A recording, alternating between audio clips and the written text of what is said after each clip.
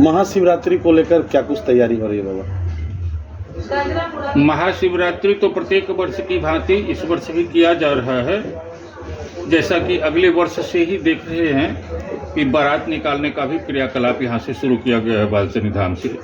इस वर्ष भी दिन के 2 बजे से संध्या 6 बजे तक बारात निकलेगा, शिव बारात, जो कि यहाँ से बालसनी धाम से कचहरी चौक, भुवनेश्वरी चौक होते हुए बाजितपुर रोड से घूम करके ढेलवा गोसाई होते हुए हॉस्पिटल चौक चौंदी होते हुए परिक्रमा यहाँ तक पहुँचेगा नगर भ्रमण बारात का।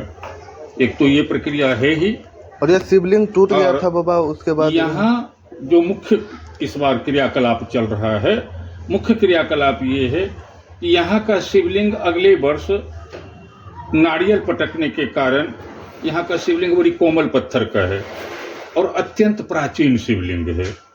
तो अत्यंत प्राचीन शिवलिंग है, कोमल पत्थर का है, उस पर नारियल पटका गया जिस कारण शिवलिंग का एक भाग टूट गया, थोड़ा सा तो खंडित हो गया। उसकी सुरक्षा के लिए व्यवस्था पर विचार जब किया गया तो व्यवस्था हुआ कि इस पर एक कायाकल्प कवच लगवा दिया जाए। तो उसको कायाकल्प प्रक्रिया बोलते हैं, कवच लगवाने की प्रक्रिया का विचार किया गया। लेकिन अगले वर्ष जब काशी जाकर के कारीगरों से बात किया गया तो कारीगरों ने कहा कि हम 6-7 महीने तक नहीं बना पाएंगे। इस कारण वहाँ महादेव के पास ग्रिल लगवा दिया गया ताकि आदमी स्पर्श न करे और शिवलिंग क्षतिग्रस्त होने से बचा रहे। जितना हो गया है उससे अधिक क्षतिग्रस्त ना हो, बचाने के लिए ऐसा किया गया। अभी इस वर्ष जो है जाकर के जब कारीगर से बात की तो कारीगरों से बात बनी और आकर के नाप लिया, नाप लेकर के भगवान का अर्घा बनवा दिया गया। यह जो है आवरण जो तैयार हुआ है पंच धातु से बना हुआ है। इसमें पीतल में 2 धातु होता है, जस्ता और तांबा।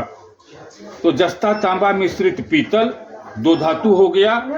1 ग्राम सोना डाले हैं, 10 ग्राम चांदी डाले हैं, 250 ग्राम पारा डाले हैं। इस प्रकार 5 धातु मिला करके 22 किलो 140 ग्राम वजन का यह जो है आवरण तैयार हुआ है। इस आवरण को आज यहाँ जो है सुबह में ही काशी से चल करके यहाँ आया है। पहले तो वहीं काशी के नीर से इनको पवित्र कर लिया गया और उसके बाद यहाँ आने पर यहाँ आज जो है इनको 10 विध स्नान कराया गया। 10 विध शास्त्रीय विधि से स्नान करवा करके अब पुनः जो है पंचगव्य, गोबर, गोमूत्र, गोदुग्ध, गोदधि और गोघृत, उससे अभिषेक करके उनको जो है सांगोपांग उसमें डुबकी लगवा दिया गया है। 24 घंटे तक कल तक ये इसमें वास करेंगे। तो इससे जो है ये एक अधिवास पूरा हो जाएगा 24 घंटे का। और कल दोपहर 10 बजे से 12 बजे के मध्य पुनः जो है पंचामृत से अभिषेक करके और गंगा जल से इनको जो है पुनः भर दिया जाएगा, अभिषेक कर दिया जाएगा। तो कल का पूजा हो जाएगा। परसों सुबह जो है वो महादेव जी जो है पुराने वाले, उनके ऊपर कवच के रूप में इनको धारण पहना दिया जाएगा और फिर वहां अन्नाधिवासन करवा दिया जाएगा। शिवरात्रि के दिन प्रातः काल में भक्तों के लिए खोल दिया जाएगा। ये जो ग्रिल लगा हुआ है वहां महादेव जी के पास, वो ग्रिल हट जाएगा, भक्त लोग अब स्पर्श करके पूजा कर सकेंगे। मजबूती प्रदान कर दिया गया है शिवलिंग को, अब भक्तों के स्पर्श के लिए खोल दिया जाएगा। भक्तों को शिकायत रहता था कि बाबा ने ऐसा व्यवस्था कर दिया है कि भोलेनाथ को छू नहीं सकते, लेकिन हमारी भी मजबूरी थी कि शिवलिंग टूटा हुआ है तो हम क्या करें, क्षतिग्रस्त ना हो। प्राचीन शिवलिंग की सुरक्षा के लिए हमने जो है घेरा लगाया था। जिन असुविधा तो अवश्य ही लोगों को हुई है। बाबा शिवलिंग पर नारियल ऐसा कहीं देखने को नहीं मिलता है, नहीं पटकना चाहिए, लेकिन तो होना नहीं चाहिए। पटका गया आगे ना कोई श्रद्धालु पटके, उसके लिए क्या किया जाएगा? यथासाध्य सूचना लिख देंगे, कर भी हम क्या सकते हैं, सूचना लिखने के अलावा तो ज्यादा कुछ किया नहीं जा सकता। यथासाध्य कोशिश करते हैं, जब रहे तो लोगों को समझाने का कोशिश किया।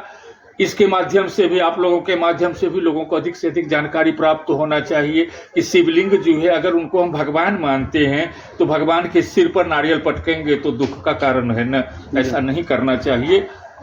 लेकिन फिर भी अज्ञानता से अगर जो कोई कुछ करते हैं तो अज्ञानता थी जो उन्होंने ऐसा किया। और अब सुरक्षा की जो व्यवस्था की गई है, यह सुरक्षा की व्यवस्था करके फिर से पुराने स्थिति में शिवलिंग आ जाएंगे। सभी लोग स्पर्श करके खुले हृदय से पूजा कर सकेंगे। हमें कोई परेशानी थोड़ी है। हम आप लोगों के जो है सेवा में लगे हुए हैं, ना कि हम किसी को कष्ट पहुंचाना चाहते हैं। तो आप किसी परिचय के मोहताज नहीं है, लेकिन व्यूअर के लिए चाहेंगे एक बार अपना परिचय बता दें। मैं नागा शिवजी मुनि उदासीन, हमारे गुरु महाराज श्रीमान महंत काशी मुनि जी उदासीन पंचायती बड़ा अखाड़ा के सदस्य हैं।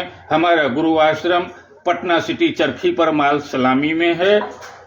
हमारा प्रथम निवास हरिद्वार में उदासीन पंचायती बड़ा अखाड़ा में रहा है और अन्य स्थानों पर भी भ्रमणशील रह करके लगभग हमने संपूर्ण भारतवर्ष का भ्रमण किया। और यहाँ 6 अक्टूबर 2000 से बाबा उमानाथ के बाद अलखनाथ से पुनः उमानाथ बनारसी घाट, और वहाँ से बनारसी घाट के बाद 2006 में सीढ़ी घाट पर हम उपस्थित हुए हैं और तब से शनिदेव की स्थापना किए हैं और यहाँ का मंदिर का जीर्णोद्धार करवा करके आज विधि व्यवस्था कर रहे हैं। अन्य भी स्थानों में नालंदा में जो है चंडी के पास बगलामुखी माता के मंदिर का निर्माण लगभग पूर्ण होने पर है, वहाँ भी पूजा पाठ चल रहा है। हमारी यही क्रियाकलाप है भगवान।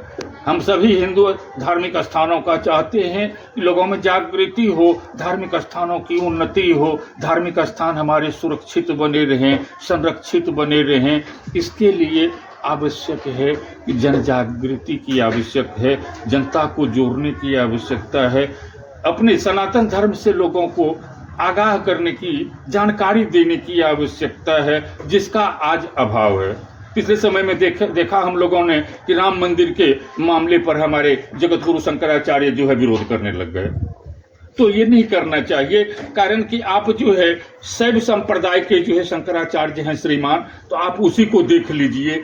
वैष्णव का कार्य रामानंदाचार्य संप्रदाय वाले देख लेंगे, उसके लिए रामानंदाचार्य होते हैं। वैष्णवों के क्रियाकलाप के लिए, उदासीनों के क्रियाकलाप के लिए उदासीनाचार्य होते हैं। अभी अपने मंदिर पर भी होली के बाद, होली और रामनवमी के मध्य में उदासीनाचार्य का, हमारे उदासीन संप्रदाय के शंकराचार्य महोदय, उसी लेवल के जो शंकराचार्य हैं अभी शंकराचार्य लेवल के हमारे जो उदासीन संप्रदाय के होते हैं, उनका जमात यहाँ आने वाला है बार में। आप लोग उनका भी दर्शन करेंगे, सत्संग भजन श्रवण करेंगे, ये मौका आपको मिलेगा। आगे जयंती भी है। तो इस प्रकार से हमारा क्रियाकलाप हमेशा बहुजन हिताय बहुजन सुखाय के तर्ज पर हम कार्य करते हैं। यही हमारा उद्देश्य है कि हम सनातन धर्म को जागृत